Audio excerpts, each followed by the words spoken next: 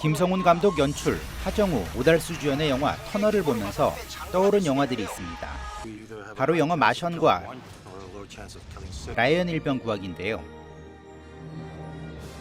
마침 공교롭게도 둘 다 맷 데이먼 주연 영화죠. 두 헐리우드 영화는 장르나 배경이나 상이하게 다른데 한 가지 공통점이 있습니다. 이는 대가를 막론하고 국가가 자원과 인력을 총동원해서 한 사람의 생명을 구한다는 것인데요.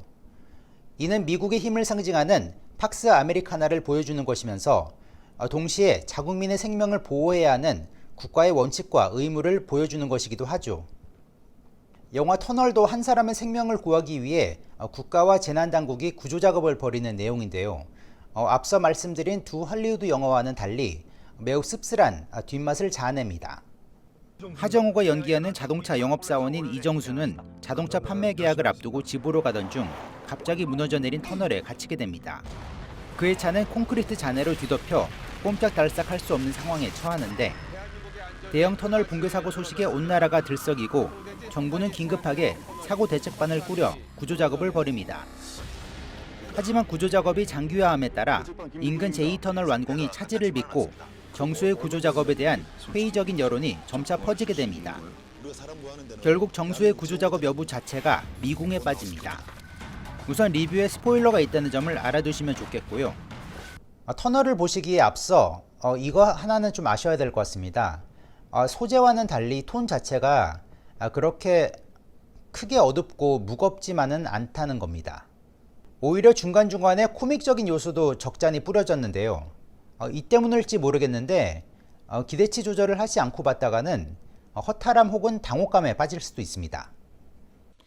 영화는 크게 터널 내 하정우 중심의 1인 연기와 오달수 지휘하의 현장 구조 작업의 두 축으로 진행됩니다. 특히 좁은 공간 내 먼지를 뒤집어 쓴 연기는 관객으로 하여금 대신 절로 욕이 나오게끔 만듭니다.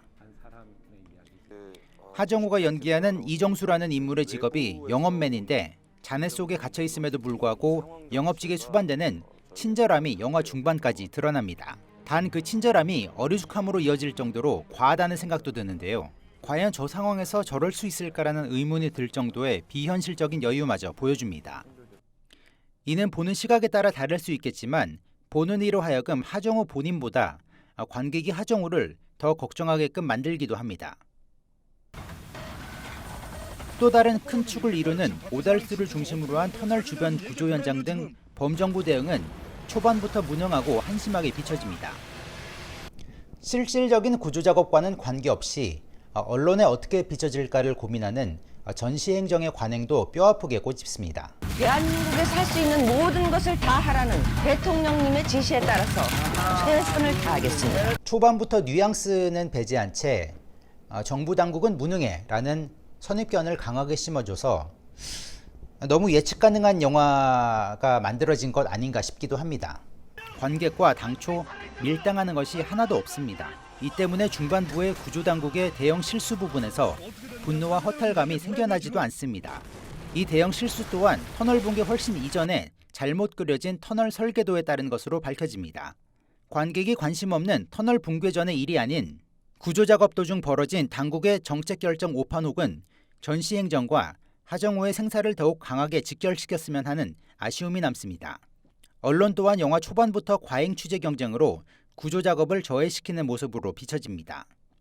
작년에 나온 영화인 특종, 량첸 살인기에서도 비슷하게 묘사됐는데 영화업계 관계자들이 기자단 풀 취재라는 것을 모르는 것 아닌지 의문이 들 정도였습니다.